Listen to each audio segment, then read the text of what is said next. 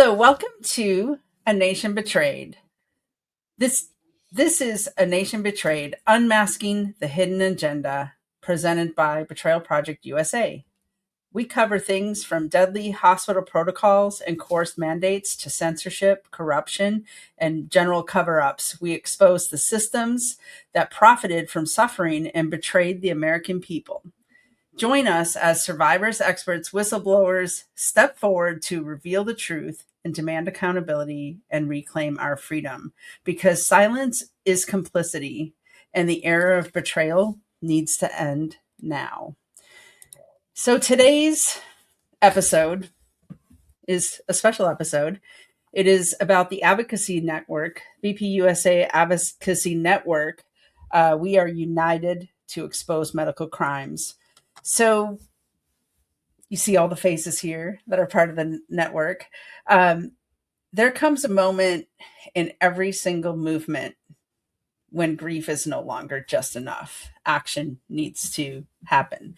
When silence becomes unbearable, when the stories become too many, too similar, too devastating, and they can't be ignored. So tonight is that moment. That's what we're going to talk about. It's not just another episode of A Nation Betrayed. This is a hard line in the sand because behind every statistic is a name, a face, and a family that walked into a hospital or a hospice unit or some type of institution expecting care, expecting that they would do the right thing, and they walked out with a completely different story. And many of you watching this didn't just witness it, you lived it. And you're still living it every day. You watched the confusion, the chaos, the isolation, the protocols that didn't make sense, nothing made sense, the voices that weren't heard, your objections weren't heard, the moments where you felt like something was just wrong, but no one was listening to you. And when it was all over, you were left with this confusion, with questions that didn't have answers. And those questions deserve answers. Those questions that were dismissed, they deserve acknowledgement. And so those questions that until now, you'd know where to go with. But that's going to change. That changes tonight. Because what you're about to hear and see is not just a conversation. It's about the formation of something that's bigger than each of us alone doing our thing. This is about a network of voices that refuse to stay silent, a network of advocates who turn their pain and their anguish into a purpose, a network that was built not just to remember what happened, to make sure that it never happens again, because problems need solutions. And this network exists for 3 reasons. Number 1, to save lives. That's key. By raising awareness and having solutions before another family walks into that same trap, or to help them if they have.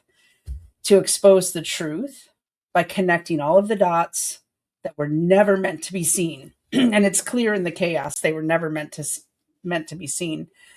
And to pursue accountability by empowering the victims and their families to report what's happened and to finally be acknowledged for what it is, a crime.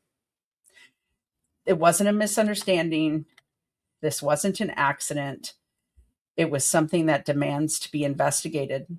Again, we're not saying every single case needs to be prosecuted, but we are saying the pattern deserves to be investigated.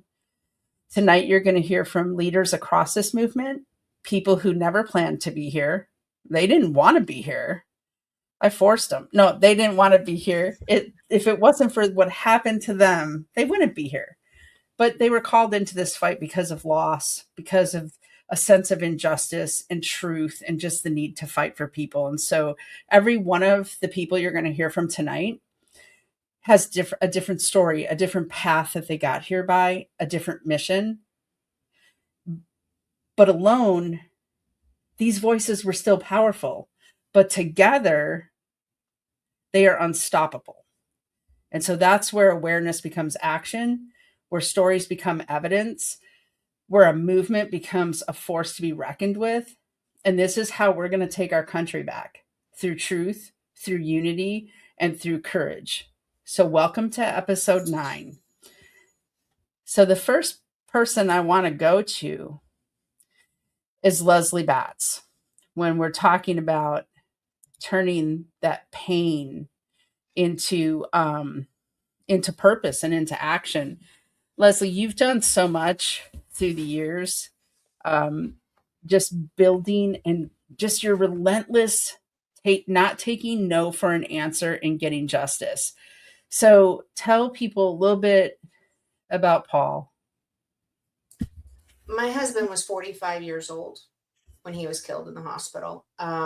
He was a happy, healthy, wonderful husband, amazing father. He was, a little league football coach. The 2 weeks before he went into the hospital, he was outrunning 12-year-olds on the football field. He was not in poor health. Didn't typically, didn't have any of the quote unquote comorbidities that were so, utilized to panic people. No diabetes, no heart problems. He was a Class A CDL driver, so he had to take a physical every year. No high blood pressure, no nothing, other than, probably eating bacon every morning and, drinking a soda, once in a while. He really didn't have any vices either. And he went out of town for work, got sick, right as he came home. And we thought it was the flu, everything kind of went on. But he wasn't really getting any better. He wasn't, he was just kind of decompensating slowly.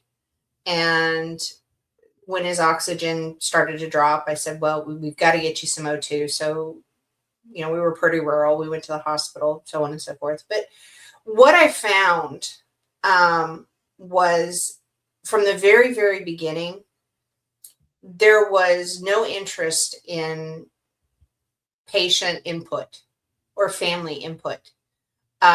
They were going to do what they were going to do, and regardless of what the patient or the family had to say about it. Now, I had taken care of my mother for about 3 years in respiratory failure. So I was very familiar with what respiratory arrest looked like. I was very familiar with what respiratory failure entailed. And he showed little to none of those factors. His oxygen saturation was low, but he wasn't cyanotic. He wasn't disoriented. He wasn't belligerent. He wasn't argumentative. He wasn't confused. He got up, got dressed, got in the car, went to the hospital, arguing with me the whole way. He did not want to go. And the last thing he said to me before he got out of the car, when he got out of the car, was, do not let them put me on a vent.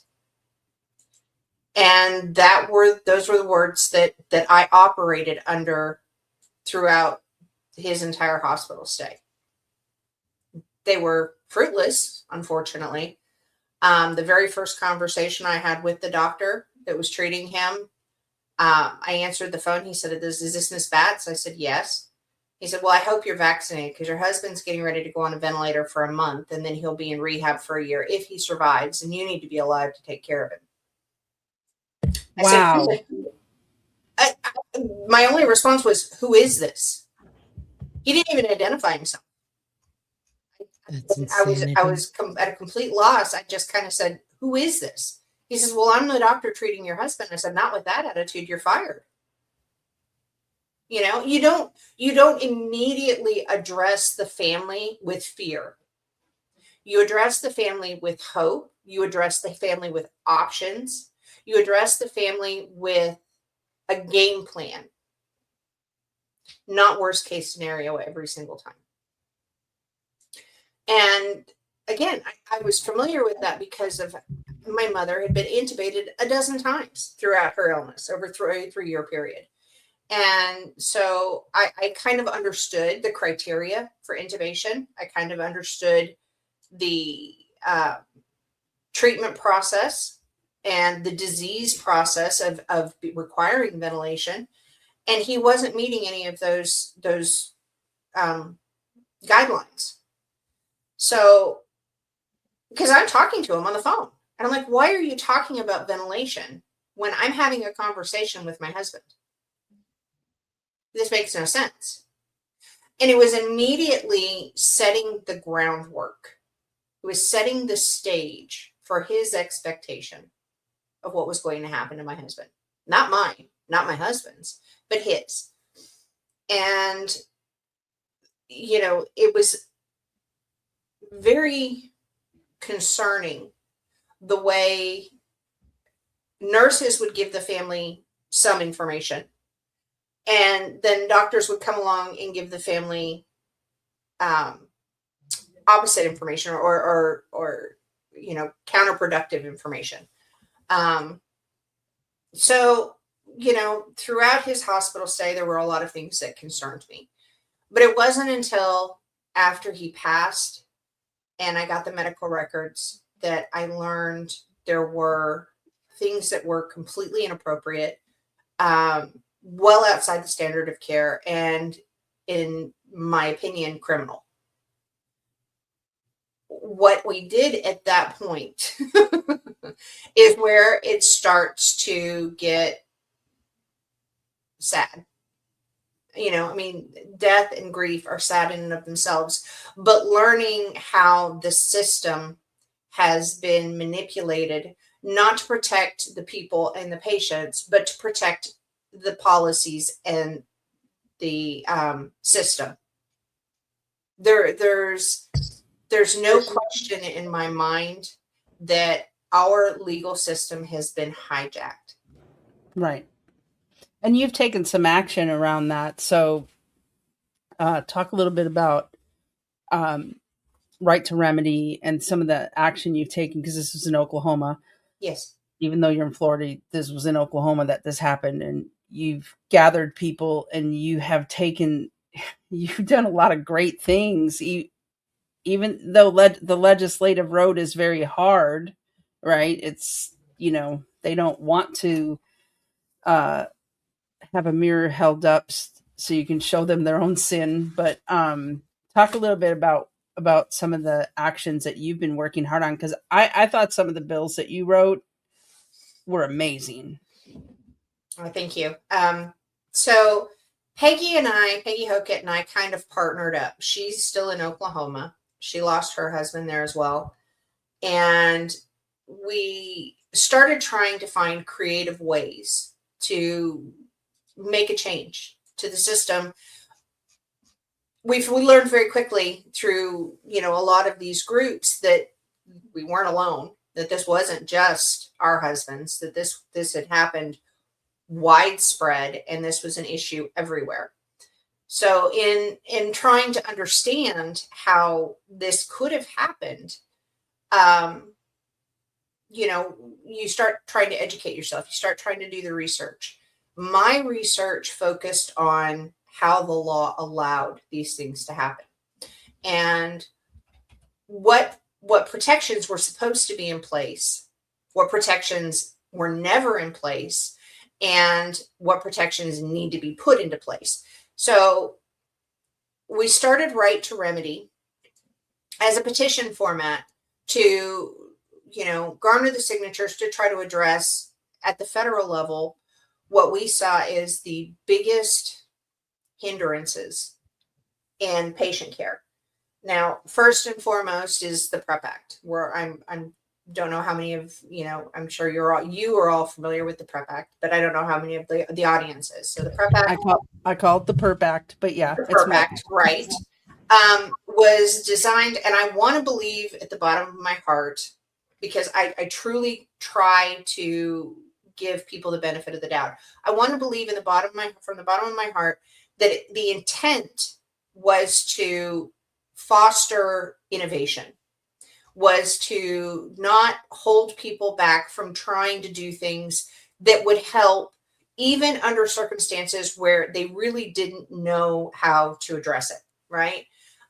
Protecting manufacturers of medications that may be helpful, that we don't have time to get through the regulatory process, because that could be long and drawn out. Allowing patients to request certain treatments that maybe they, the doctor wasn't familiar with, but they'd heard from something, those types of things to foster an environment where people were willing to try and make an effort instead of fearing repercussions.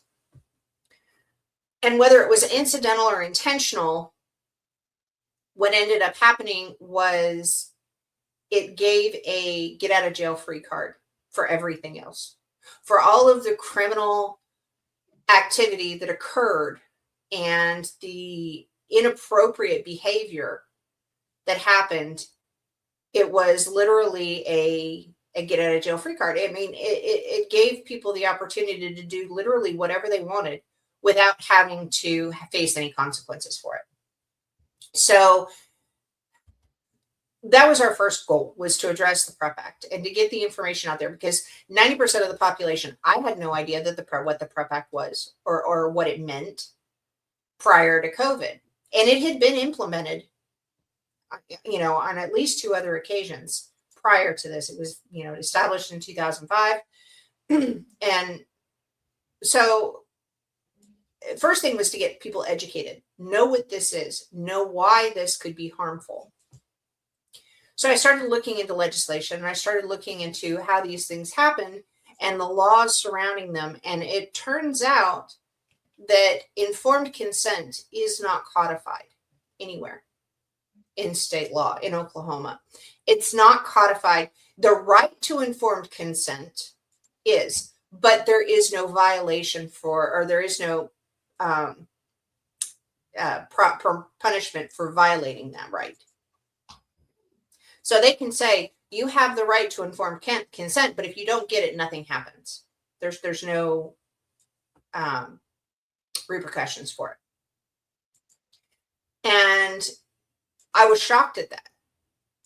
I was absolutely gobsmacked by the fact that something as vitally important as your right to make a choice about your health and your health care and your life is not protected. That's crazy.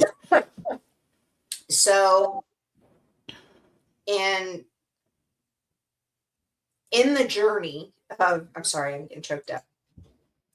In the journey of trying to learn how to go about obtaining accountability for all of these horrible things that were done, I have returned to law school. Well, not law school. I've returned to study law. I'm not sure if I'm going to pursue law school or not. I have been working with Peggy on promoting legislation in the state of Oklahoma to try to allow some of these cases to be brought forward, because another part of the PrEP Act was that you could not bring a lawsuit for malpractice. Mm-hmm. And the attorneys were terrified because, there are some attorneys out there who do things out of the kindness of their heart. Most of them need to pay their bills, right? And if they can't win the case, they don't take it on, which is understandable. But at the same time, it leaves victims with no path forward. So we wrote the legislation to open up or toll the statute of limitations. The argument is that if you have no legal path forward, or there is a legal impediment to bring a lawsuit, then the statute of limitations never began. And that's founded in law, it's founded in statute, it's founded in case law throughout, since the beginning of court history. Early 1920s, early 1930s, they established in the state of Oklahoma that if you can't bring a lawsuit, your statute never starts. Then in the end of November of 2025, there was actually a case that was brought forward to the Supreme Court of Oklahoma. And the court defined abuse and neglect as outside the standard of care or outside a COVID treatment or COVID PrEP Act protected treatment countermeasure. So we're still working on the legislation. We're going to bring it forward again next session, we've had a lot of pushback, and I'm sure Mick can attest to how much they really did not want this to get to the floor. Some of the other action that we've taken is there were criminal complaints that were filed with the Attorney General that outlined battery, kidnapping, and in the state of Oklahoma, if a person dies in the commission of any other felony, they can be charged with murder as well. There's a felony murder statute. So we were told by the Attorney General's office that our complaints had been forwarded to the multi-county grand jury, but we can't get any evidence of that. And there are, a few other things that we've been trying to work on. But I think this is a wonderful opportunity, putting together an advocacy network, bringing together people with different strengths, bringing together people with different focuses, makes a broader picture, and it paints things with a much broader brush to be able to attack things from multiple different angles. Because, there are some people that have strengths in getting the message out, and then there are some that have the strengths in giving them the information to get the message out. So it's a wonderful way to bring people together and just become a bigger beast against the system, because I hope really necessary. I hope I really hope that's what happens. I believe that's what will happen. We're seeing it work in action. And the bills that you're putting forth in Oklahoma, I think, should be replicated in as many states that can do them. And I want to encourage people. This is why you need to put your stories in, be heard, get counted, follow the Substack, put your loved one's name on our memorial wall, because then if you're in Oklahoma and Leslie is going to keep trying to get these bills passed, then she will have a list of people in Oklahoma to give to these legislators and say, see, it's just not 10 of us. It's hundreds of us. It's thousands of us. The protocols alone, just based on the statistics, killed 18,000 people in Oklahoma. If even half of those people stand up, what are they? They're going to be shaking in their boots. And yeah, go ahead, Leslie. I was going to say, and Mick has done an amazing job in Oklahoma, getting the people together, finding the stories. I am not a stand up and speak publicly kind of person. I am a very much behind the scenes. I like to keep my nose in the books, and but Mick is amazing at being able to gather the masses. Yeah. She does a wonderful job of being a voice out there and getting people to respond to her. Peggy's pretty good at that too. She is one of those people that will walk the soles off her shoes Yep. at that Capitol, trying to get support and that kind of thing. But Mick has been amazing as far as gathering the masses to tell their stories in Oklahoma and have those kind of things. So, there's been some networking that has gone on around, the medical freedom movement. But I think bringing it to the forefront, showing people that we are a force to be reckoned with, that we're not going to be divided by the propaganda, and as much as they have tried, because if they keep you in a state of fear and chaos and panic, you don't organize. Yeah. And to show them that we're becoming organized and that we're working together now, I think will put a tremendous amount more pressure on addressing the issue. It worked for the vaccine injured. Yes. They're being heard. It's being talked about. And I think we're just about there to get the message out. That's right. And I love the work that you guys do. And you're right. I've never met somebody who works harder than Peggy Hockett.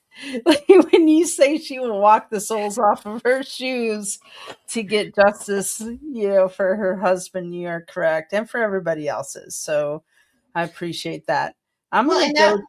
that's Go what ahead. got me into this. It's not, I can't bring my husband back. I will never be able to bring my husband back. Yeah, But I can protect my son. I can protect your grandchildren. I can protect others' husbands. I can protect, if one other person is saved from the nightmare that we've all yeah. experienced, then it's, every mistake is worth its weight in gold. Exactly. And speaking of saving people from that nightmare and how the BPUSA network, the action of it and the results of it, I'm going to go to you, Laura, because I just want you to tell people how you got involved and about your hotline and your I do not consent form and all of those things that, I mean, you weren't even dragged kicking and screaming into this thing. You jumped in because you saw people dying. Take it away. Yeah. Well, our story, Gail, you and me are connected in a Yeah. way. Our families are connected. If for the people who don't know, of course, everybody here on this call knows, but for the listening and viewing audience, Gail Seiler, when she was a victim in a hospital and fighting for her life, it was my brother who got involved and Dr. helped Richard. Dr. on the Richard outside of Bartlett. the hospital. Of course, it was your husband who was so heroic in getting you out, but it was my brother's protocol and his calls every day that kind of kept you going. So that's how we're kind of connected years ago. But yeah, I wasn't a victim. I could say if my connection to hospital harm is my own mom was a victim when I was in my 20s. My mom went to the hospital just for something very simple and should have left like within the same day. And they messed up. It was hospital error and it was covered up and we were gaslit and it drug on and there was no attempt, in my opinion, to really save her. And she died on Mother's Day. And so that was how I got, that's how I have empathy for what you guys have gone through because I haven't gone through that with COVID myself. I never even really had COVID. I just got connected because of what my brother was doing.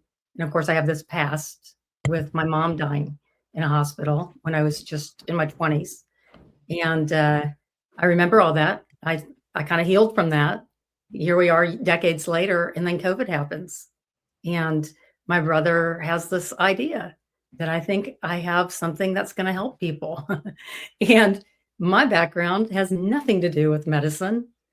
Thank God for patience, because I don't think I would have made a great doctor, but I had a skill set that married with my brother's skill set, which was trying to get a protocol known to the world because my background's PR and marketing. And so anyway, he said, I think I have something that if everybody knew about it, it would help a lot of people. And I said, well, I'll help you. And so we started trying to get this budesonide protocol out to the world, and we were pretty successful. Like within 24 hours, I had them on the news and of hearing about it. And then it was just kind of a lot of interviews and a lot of publicity and viral videos and banned videos. But eventually the world caught on that budesonide would work. And anyway, in the process of this, people knew because of my presence on social media that I was connected to this thing and Dr. Bartlett. And some people got it wrong and thought I was his wife. I want to correct that right now. I am not his wife. I don't want to be his wife. Thought you were his wife. And did you call our names are only? Did you call him doctor? Let me put Did it you that call way. him doctor or Richard growing up, Laura? What'd you say? Did you call him doctor or Richard growing up when you guys were growing up? Depending on what the day kids. is, I call him different things. But Richard will suffice.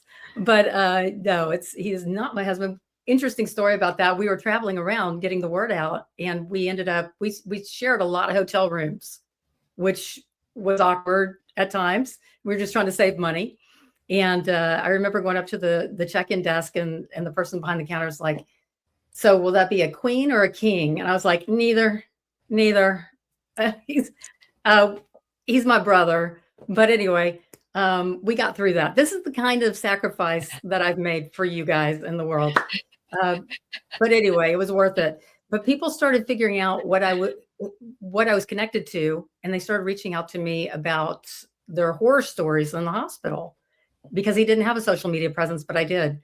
And so I reluctantly, I guess I would be the accidental advocate, because I was asked to help with a gentleman in New Jersey who was, this is my very first rescue. And I didn't have a hotline at the time. I just had the same last name as my brother. Okay. And so people started reaching out to the sister of Dr. Bartlett. And I would tell them what I knew, the basics of what you could do for your rights in a hospital. You can fire your doctor. You could keep going through doctors until one worked for you. You can leave if you felt like that you were not safe and you were able to. You could leave AMA. You could transfer or request to be transferred, all these things, right? But this gentleman was stuck because he had COVID pneumonia. Finally, he wasn't admitted as COVID pneumonia. He was admitted for just a urinary tract infection. This is how weird things were during COVID. And they tested him, and he quickly got thrown into the protocol, and he was very close to being on a ventilator. And that's when I got the call, "Can you help my friend in New Jersey?" Well, anyway, speeding up the story, we got him out, and he was on the outside, and he was recovering, and more calls were coming in, and this gentleman left in his hospital gown with a catheter still attached. This is how he had to escape. And it was very scary because I had never done this before, never recommended anybody do this before.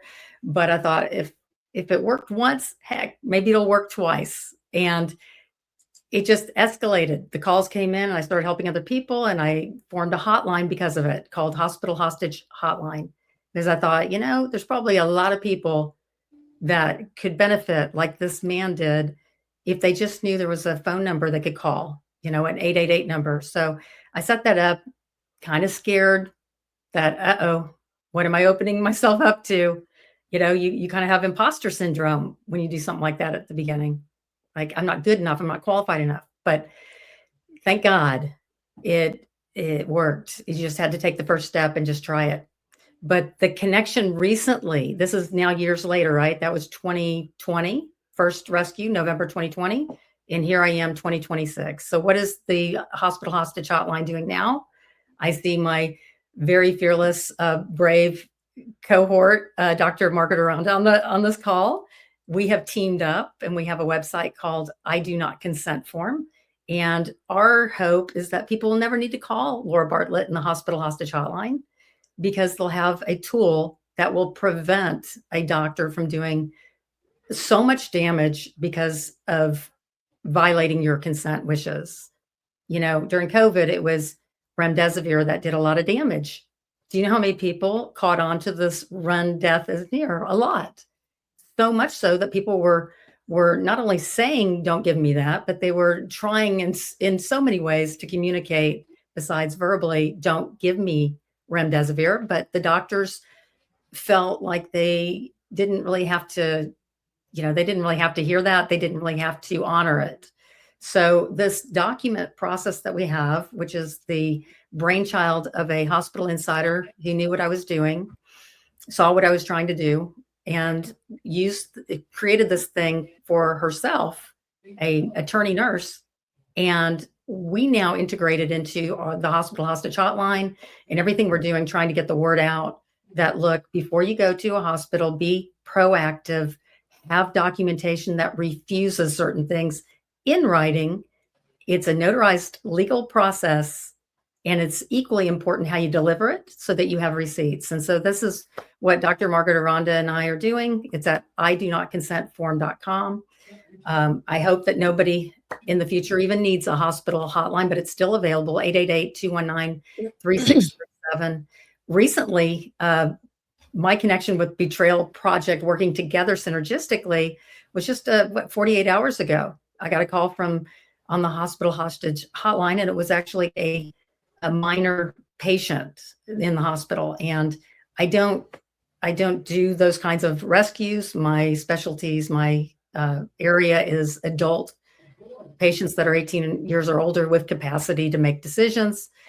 But this was a minor who was desperate. The grandmother had called me about her grandchild and was desperate for help. So I took the call and talked to her. It quickly escalated to me reaching out to Gail Seiler with simply put, a 911 was all I texted her. 911. Do you know that the Betrayal Project president at 10:30 or 11 o'clock at night was so gracious to call me back immediately? This is what Betrayal Project's about. Solutions, action, making a difference, a real difference, not just talking about it and doing some kind of crazy mental exercise. It's action. And so Gail quickly got me in touch with a network of people. She said, let me see who I can contact in that part of the world who might be near that hospital. And did you know it was within 15, 20 minutes? I was on a conference call with pediatric nurse advocates and some other folks. And we all brainstormed. Yeah. And we got, listen, within 24 hours, one patient, this was a sibling group that was in the hospital, the youngest, an infant, left the hospital the next morning. Yeah. This is what Betrayal Project does. This is what I can get behind, because it's measurable results, and they're quick. If you have a network that can communicate that quickly, and I like to joke that it's like a super soldiers. This mighty little group, Betrayal Project, is like SEAL Team 6. If you can visualize, these special operators fast roping down into a hospital ER and taking people out that need to be rescued, because sometimes it's not as simple as just getting up and leaving, as we all know. Yeah. There are extenuating circumstances, especially with kids, with CPS and other things that are used as a coercive tool by the hospital. But I can't say enough good things. I don't want to keep talking. Project and is equally, I want to say I've worked with you on a few things, especially with regard to the I do not consent form. And I know two people who used this form just recently, and both of them had a loved one that previously had been killed in the hospital. And it was a completely different experience for them when they used the I do not consent form at idonotconsentform.com. Make sure you're getting the right form at idonotconsentform.com. I always say it's literally black and white. When you go there, you'll see what I mean. Literally black and white. Use it as directed. Fill it out as directed. Use it as directed. And it seems maybe like you're like, oh, well, maybe this won't work, or I don't want to upset them. Let me tell you something about this form. It doesn't upset the doctors. In fact, there were doctors during the height of COVID who wanted to do the right thing. And if they had had this document, they could have said to their administration, oh no, I can't give them remdesivir because look, right? Like their administrators wouldn't have even put the pressure on them. No. This form actually will protect a good doctor and will protect the patient from a bad doctor. So and like Leslie was talking about when it comes to, the PrEP Act and trying to get legislation passed and trying to sue or bring criminal charges. If you do have a Joseph Mengele who doesn't obey this document, then you got him. I mean, Something horrible could happen. There's always, killers out there, but you have recourse because you used this document. No. It's not an advance directive. It is you taking control of your healthcare and telling them what you do not consent to.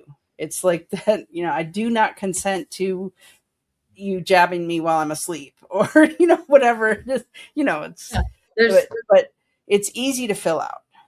it's already done. It's done for you. Yeah. It's all the things that a hospital insider, attorney nurse had already thought of. Hey, if I'm ever in the hospital, this is what the insider thought. How would I not get That's the right. COVID treatment, the remdesivir, the COVID-19 shot, the ventilator? And I can tell you, it has worked with all that. I know people thought there's no way that they're forced to give it to you. You don't have any choice. They don't have any choice but to give it to you. But I can tell you, if it's worked one time, and Dr. Margaret Aranda knows what I'm talking about. The N is, was it N equals one? If just one person has had a positive result using it, wouldn't it be worth using again and again and again? And it has worked. There was a very aggressive doctor who wanted a patient, I'll give you a testimonial, to have not only remdesivir, not just one dose, but the full round, the full course of remdesivir. I said, you need it. If you want to get better, you could die without it. You also need COVID vaccination because you don't have it yet. And that's very important. And if we need to, you're going to be ventilated.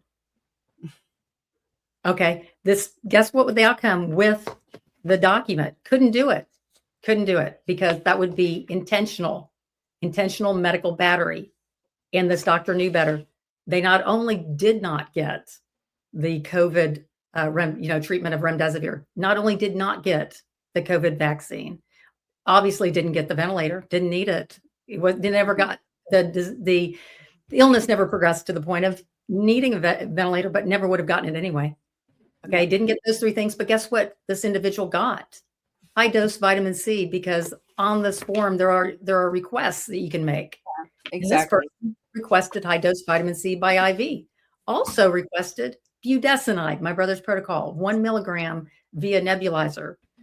Got that too. So it's a game changer. This is why I'm passionate about it. This is why Dr. Margaret Aranda is so generous with her time and her expertise to medically update it. Dr. Margaret, do you want to explain how you've medically updated it so that it's now so comprehensive for all the things they can give us? I like to joke that if it's sloth pox they throw on us, some kind of lab leak of turkey flu, we're covered. Do you want to explain Absolutely. That? Yeah, we just added like Zika virus and Ebola and different things, bird flu, because it's gotten a lot of funding. And, we know that a lot of us doctors are shadow banned. Even within the last couple of days, my outreach is very, very minimal on X. Mm-hmm. And so a lot of us are just waiting for the next thing to come right around the corner. Right. So we're trying to keep ahead and let them know that we know what's going on out there. And we're informed about some of their protocols, we'll call them. I sometimes like to call them shenanigans. But they need to know the difference between somebody that they can get away with targeting and somebody that they can't. And I have made phone calls to people who had family in the ICU. I tell you, as soon as I ask them, tell the nurse or the doctor that, I'm on the phone, I'm asking, if the FiO2 is 60% and the PaO2 is 105, don't you think we can go down on the FiO2? So they know that I know how to run a ventilator, and you better explain to me why that patient is on too much oxygen. So as soon as they know you're an insider and you know the scoop that's going on inside there, and their line of reasoning that may not make any sense whatsoever, I think they're much more apt to say, well, let's move on to the next one and leave this one alone. Yeah, I've had people get out of the hospital when they were supposed to be septic and dying in 3 days. They were out of the hospital at home within 3 days instead.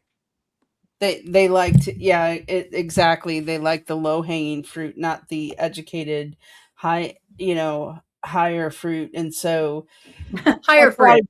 That's why doctor, we're all higher fruit. So that's why Dr. David Martin always says you don't have a lot of time to get your PhD in this stuff because there's always going to be something else that comes along. So before I go to Marcia and have her talk about Betrayed by Hospice, I just want to mention that there's two people on the network that are not here, and that is Ronald Owens with Muzzled Truth and Julie Threet with Stop the Shots and Versa Wares. She's a lead investigator for Versa Wares as well. They are actually at the Capitol trying to stop this vaccine quota for kids in school in California. So if you're in California or want to help, please freeze this frame or go back to it after the live stream and make these calls for them. They are sitting in on the hearing right now, and so we'll find out how that does. But they're trying to stop this threshold of immunizations for kids in what's becoming a communist country. We need to stop all that stuff. So kudos to them. They are always in the thick of action comes first, right? So, but let's go to Marcia. Give people a rundown on how you got into this battle and your group and your book and all of that. Sure. First, I want to let the audience know that these ladies are firecrackers, and I've been with them for several months, and I am so impressed by what they have done in less than a year. So kudos to all of you. You're doing amazing work. I got involved because in 2017, my mother was murdered by hospice. She was overdosed with morphine, Ativan, and fentanyl, 100 micrograms of fentanyl. And in case people don't realize that, that's 100 times stronger than morphine, 50 times stronger than heroin, in addition given to the morphine and the Ativan. She didn't stand a chance. And we were there. This was in Georgia, but we didn't know. I mean, we watched her go into this coma, but they kept telling us it was the transition. This was a natural death. And how they knew that she was going to die, they tricked my parents into going to the respite facility for my dad to get rest. And because he had been a chaplain at that facility 10 years earlier for 15 years, the nurse took him in her vehicle, transported my mom in a transport unit, and put my dad across the room in another room. And Dad did not realize what they were doing. And we knew something was wrong. My sister and I both went there and stayed in the facility, the room with them. I even took my dogs down with me. But they kept, when we tried to take her to the hospital to get her hydrated and to find out why she was now in this coma, they say all the smarmy things like, oh, sweetie, if we take her there, she'll die from drowning. And you don't want that, do you, sweetie? And when we tried to stop them from giving her more Ativan, I mean, not Ativan, but fentanyl, they said, if we stop giving that to her, we'll be chasing the pain. So my mom, within 10 days, died, despite us trying to save her, because we didn't know. And that began my journey to find out what I did not know, so that would never happen to anybody in my family again. And I did a podcast on TS Radio with Marty Oakley. God rest her soul. She died on April the 1st, 2023. So after doing that, I had a program. She asked me to come on and do a program, which I started Betrayed by Hospice, to allow other victims to come on so they could tell their story about what had happened. And as you guys have all been saying, it's not a one-person story. There are thousands of people out there that are being murdered by the protocol, COVID protocol, by the shots, and by hospice. And for people to say, oh, it's so wonderful and it's compassionate, well, that's exactly what they want you to think, so that when they start drugging your loved one, you have absolutely no clue what's going on. So my podcast ran for 7 years, and TS Network Radio went out of business. They shuttered. And about that time is when I met Gail, who came into our group. And I belonged to a Facebook group that was created by Liz Eisner when her husband was cruelly murdered, and he was in his 50s.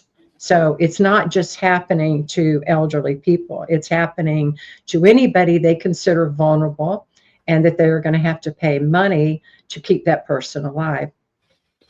Her group is Murdered by Hospice, and we have over 7,000 people in that group that have experienced their loved ones being murdered as well.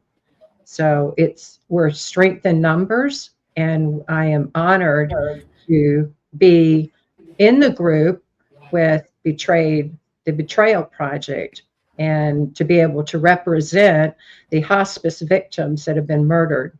So together, we are going to make a difference. We're going to stand strong, arm in arm, and we're not going to shut up. We are going to continue telling the truth about what happened to our loved ones and praying that it never happens to any of your loved ones. And if it has, please come to the Betrayal Project USA and share your story so that others learn from that. And not only are you doing that, but you're honoring your loved one. You're giving them the voice that they didn't have. That's right. So And Marcia has written a book called Betrayed by Hospice, Stories from the Deathbed. And I'm going to say that book, I read that, I got that book about the time I met you and read that book. And that book helped me. It has stories in it, but it also has information in it that you need to know. And one of the pieces of information that helped us know the signs when somebody was in hospice that they were going to send in a closer or end their life, because we certainly believe at Betrayal Project USA that God is the author of life and death from womb to tomb, and nobody should short that life even 5 minutes, short the life or the quality of life or any of that. And one of the things that you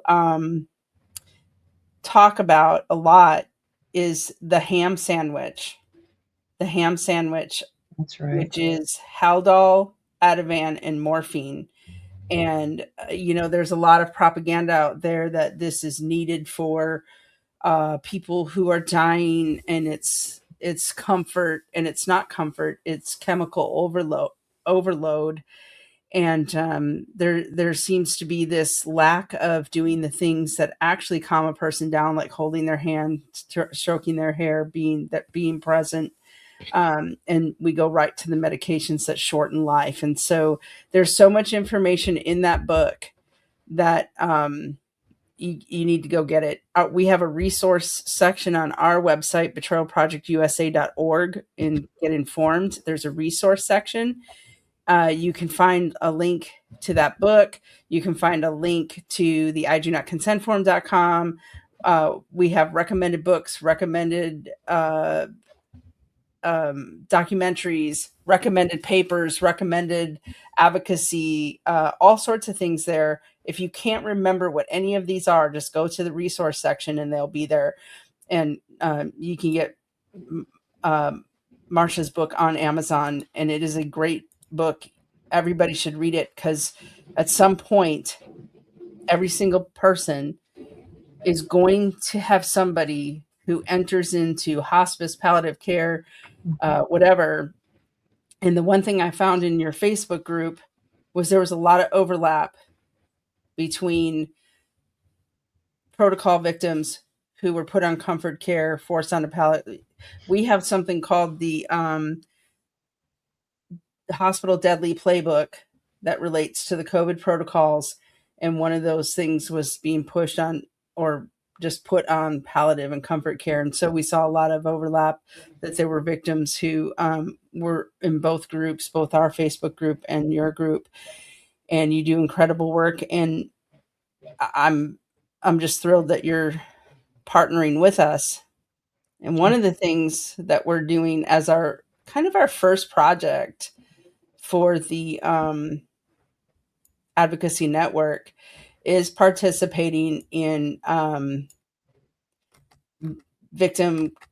National Victim Crime Awareness Week in April. And so one of the reasons that we're doing this is that there's, as you can see from what you've heard, there's all these medical crimes that all kind of fit together, like in these groups that fit together like cogs in a wheel, trying to get justice. And one of the reasons that we've decided to get involved with the National Crime Victims Awareness Week is because medical crime victims have never been formally recognized as victims. And if we can get that formal recognition of crime victims, then of course there's an admittance that there's a crime that has been committed. And that is, why we need everybody on board. If you believe that a crime has been committed against your family member, then join us. If you don't believe it was a crime, then we understand. But I think most people that we talk to, and we've talked to thousands of protocol victims, there's 7,000 hospice victims in your group. The shots, thousands and thousands, if not tens of thousands, are in those groups. If you believe that there was a crime committed that cries out for justice, then join us. Because when you become a crime victim group, I know it doesn't sound nice, but then you have a seat at the table of public policy, right? That's just how it works. And so you've seen it with the MAHA movement. You've seen it with Mothers Against Drunk Driving. You see it from every group you could imagine, gun groups, Angel moms. Yeah, all that, angel moms, yeah, all of those things. And so, and Me Too. I mean, so this year their theme. This is the 45th year that they've had this. It was started by Ronald Reagan, who basically said the protection of our citizens to guard them from becoming victims is the primary purpose of our penal laws. We agree with that. And that each new victim personally represents an instance in which our system has failed to prevent a crime. We agree with that. And we agree that the system failed to prevent a crime. And so their campaign this year is it's advocate. Oh, Act. Yeah, listen, act, advocate. Listen, act, advocate, which fits with our mission. But we're just adding, it happened in hospitals too. And one of the things we know, and this is going to be our slogan, is that not just that it happened in hospitals too, but justice begins with recognition. If they don't recognize that something's happened, then they will not. So we have already launched quite a few things, but we have some, we're going to launch the week, it's April 19th to the 26th. We are launching that week on the 19th with a special episode of A Nation Betrayed, in which we are going to honor the victims. And we are going to have a national remembrance vigil. We are going to have a moment of silence. We are going to have a prayer, a reading of the names. Reading of the names is very important. These are not nameless, faceless. These were not victimless crimes. And so we want you to hear the names. And so if you want to submit your loved one's name and we also we've put up a memorial wall on our website, betrayalprojectusa.org. You can submit your loved one's information and picture for that wall, and it will put them on the live stream reading of the names. So that wall is dedicated to medical crime victims. So that is the protocol victims, the hospice victims, the shots. It is all one beast, that we are fighting. So if it's a medical crime, your loved one belongs up there. We are also going to be holding some sessions, so watch for these. Watch our Substack. We're putting a lot of information out there. It's been very upsetting to killer doctors and nurses. I'm just going to tell you that. So you may see some comments. They're not happy. They're not happy. Of course, you can never make a killer happy with what you write, but I have unhappy hotline callers just today. Happy. They don't like it. They don't like not the actual people who need help. Let me be clear, but people who are intentionally trying to, they're not make my day. Right. So we're going to hold some sessions to teach you things. Number one, to teach you how to report a crime, because one of the calls to action is if you feel like a crime's been committed, report it. And they have a mechanism for reporting these crimes. And Leslie Batts is going to help us teach people how to report and what should be reported to the DOJ. You may not know in your story, in your case, what can be reported. And we want people to remember it is not your job to prove beyond a reasonable doubt that a crime was committed. That's not your job. It's their job to investigate. And there are enough patterns that our goal is to get 10,000 people to report crimes that had been committed, show them the pattern, and it is their job. That's what we pay taxes for. It is their job to investigate those patterns, to seek the information, to investigate what can be a crime, whether that's COVID-19 fraud, whether that's white collar crimes like antitrust crimes, whether it's battery, whether it's discrimination. There are a lot of avenues. And so we're going to hold those sessions. So make sure you attend them if you need help. We're going to give you information on how to do it, what to look for, what you need to submit. That's going to happen. And so these are some of our calls to action for that week. We're going to participate in local events as people can. There are so many local events around the nation that our members are getting involved in. And so we have created an official t-shirt on our website in our shop that will also help fundraise for us. But it is a medical crime victims series of t-shirts, hospitals, hospice, medical crime shots. And some people are getting the same shirt and they're going to go to their events and they're going to participate as an official group. And I would encourage that. And if you do that, please take pictures and send it to us, because that's amazing. And we're going to try to engage government officials who are involved in these events to get with them and help them understand why we are a crime victim group.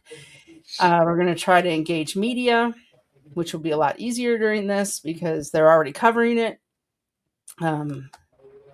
What did I miss, Teresa?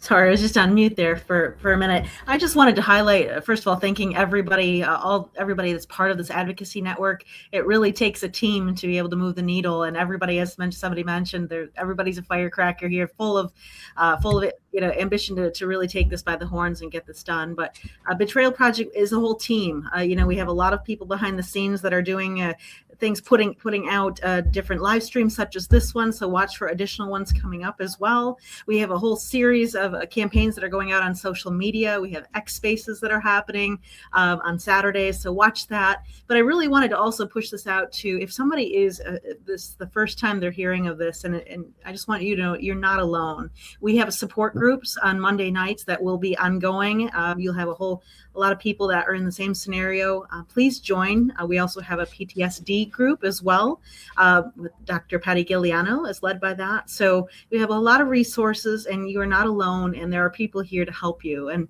I can only take myself back to at the beginning of this when, we all were confronted with a situation and we had no one that we really could trust to reach out to. And we wanted to extend that now you do. You have this network of people who are here to help you. And we hope that you will contact us. So thank you, Gail. Thanks. And there is strength in numbers. So when people are asking, what can I do? There are some things that you can do. And that's what Gail's talking about. So just stay tuned for them, and, we'll pass them out to you so that you can be a part of making a difference. Because if you're not a part of making a difference, you're kind of complicit and being acquiescent. So I just think it's important to stand up. The digital photo, Gail. Oh yeah, so there's also let me talk about that, and I want to piggyback off of what you and Teresa both said about the things that we offer and getting involved and things like that. So we have many committees, and the committees are on our website under Get Involved or Join the Fight. You click Join the Fight, and we have many committees. Volunteers make this stuff happen, right? So you don't have to just sit on the sidelines and take it. You can volunteer if it's an hour a week, 10 hours a week, whatever you want to do. We probably have a committee that fits your skill set, or we can teach you what you need to know to volunteer. The battle's raging on the battlefield anyways. You may as well join it. You may as well go down fighting if you go down, right? Like that's what I always say. Like you may as well be in it. You're thinking about it every day. Tell your story, even if it's just tell your story. Tell your story publicly. Tell it everywhere. Join, volunteer. If you don't have time, we also have a donate button. There's expenses in putting this together. So whatever you can do, it will help get this done. Yes, on our website, we also have digital in our shop, digital Facebook, Twitter, the profile pictures. You want to show them one? Yeah, let me yeah, that's a great idea. Actually, let me I'm going to share my screen, and I am going to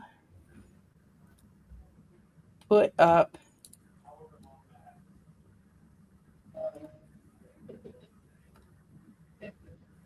as a famous podcaster says, hold please. All right, let me get this up here. All right, so this is our website. I'm going to take you for just a very short, brief tour. This is the wall. This is the memorial wall we're talking about, right? So, if you want to put your loved one's picture, you just fill out this little form and boom, right? So, there's probably about another 100 that needs to go up there. They're working as fast as they can to get them up there. So, but please, we'd love to show authorities and news media the tens of thousands of people that have been harmed. They need to see it. If you want to share your story, you just go here to share your story, and you choose the intake that you want. And we'll do a interview and summarize your story for you. So we do it in a way that very much honors your loved one. And then join the fight here and support groups here. You just tell us what, you don't even have to tell us what committee, only if you want, but here's our committees and our join us. So then our, the Facebook things that, these digital profile frames I guess is what they're officially called. See, we have the shirts. The shirts are right here. That's the official, see, Crime Victim Week. So those are the shirts. But these are the they have one's for hospice, there are 2 designs to choose from for each. So that's the hospital. For a $5 donation, we'll make one of these for you, or Donna will make one of these for you, or Teresa.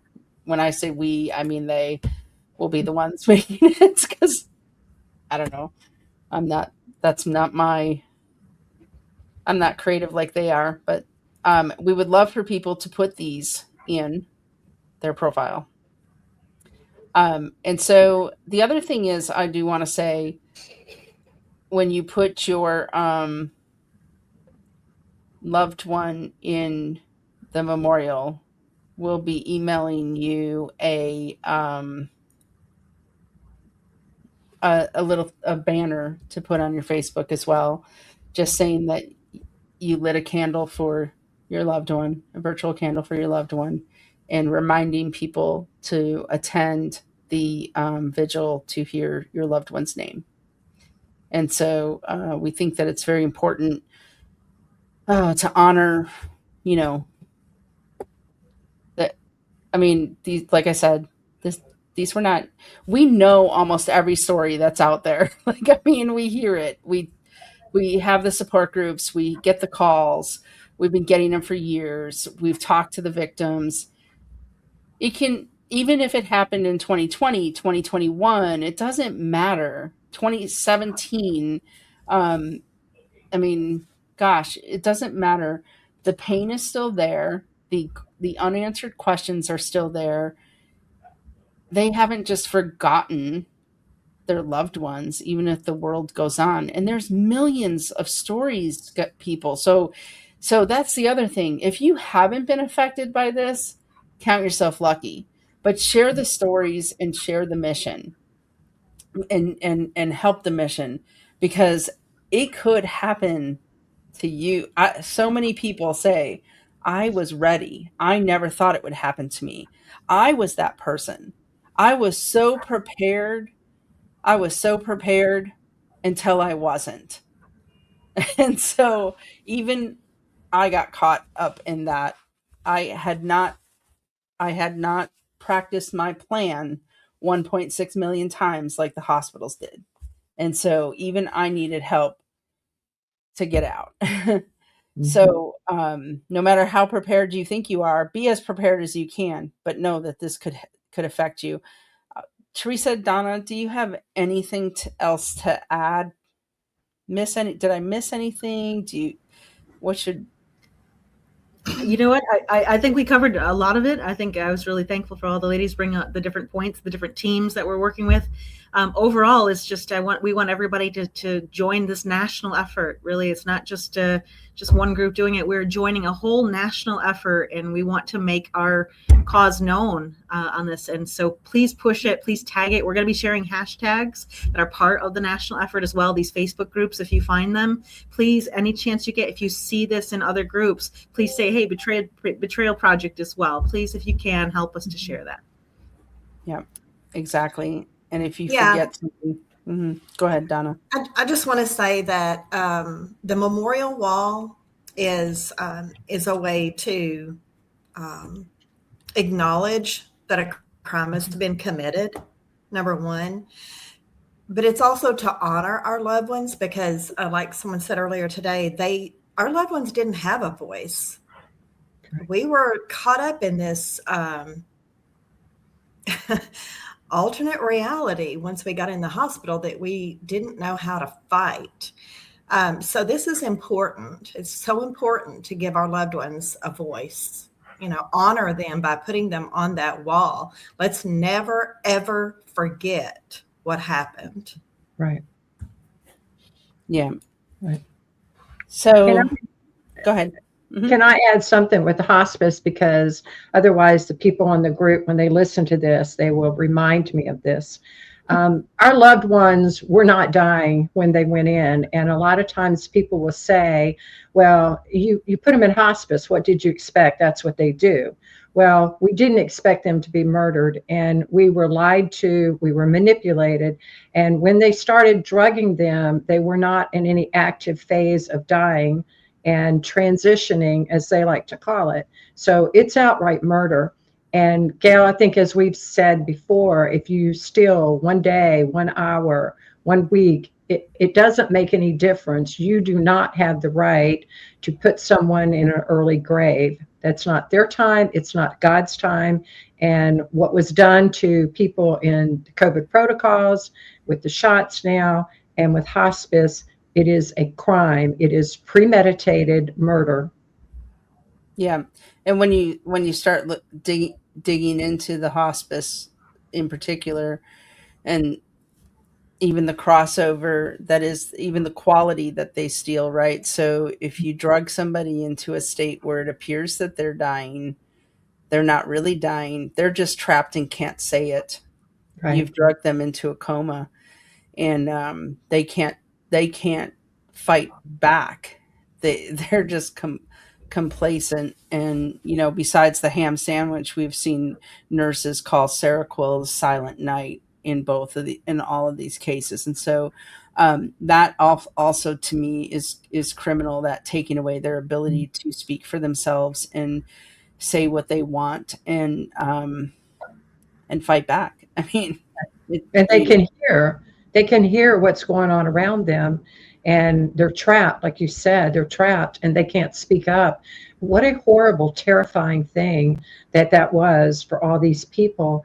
And the ones in the nursing home that were given COVID, because they put COVID people there, and they said, well, we'll send hospice in because they know how to handle this. Yep, they do, because they do it every day. They create the situation, and the situation was already created for them, and they came in, and it was the closer, the handy Andy, the person that did the final Yeah. jab. Yeah. I call them the Morphine. clothing. Yeah. Yeah, thanks, Marcia. So, and of course, make sure you're going out to I do not consentform.com. Don't wait until you need it. Be prepared. What is Laura always says? Be prepared, not scared. Right? Be prepared, not scared. Um, and follow us all on social media. So what you heard tonight. It's not just conversation. It was conversation, but it's not just conversation. It's confirmation. Confirmation that what so many families experienced, and that it was not isolated. It's not rare. It's actually very common. It's not something that can be ignored any longer. These are patterns. This network in particular exists because too many people were told to sit down, shut up, stay quiet. Too many questions were left unanswered. Too many lives were lost without any accountability. But that silence, it ends here. Nobody's going to outwork us. I always say that nobody's going to outwork this team. The BPUSA Advocacy Network, it's not just about looking back. It's about what happens next. It's about getting accountability for the problem and having also the solutions, because awareness alone doesn't save the lives, but action saves lives, and action starts with us, and action starts with all of you. And so if you or someone you love experienced what you heard tonight, we need you to step forward. Together we're stronger. Tell your story, document what happened, join us in reporting it, um, join us in fighting back, because every story adds to the truth, the overall truth, the mound of truth. Every voice strengthens the movement. They can ignore hundreds, they can't ignore tens of thousands.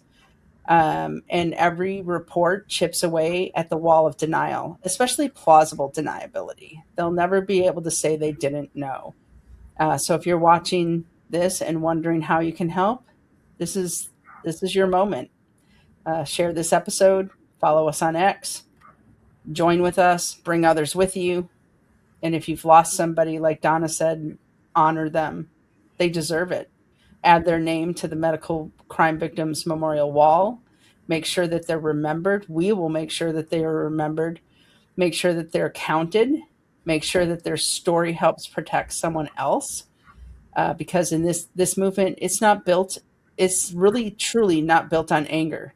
This movement is built on love for our loved ones, and love for humanity. Humanity called, we answered.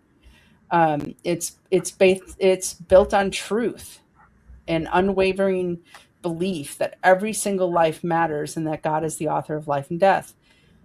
And what mattered, what happened, it must never happen again.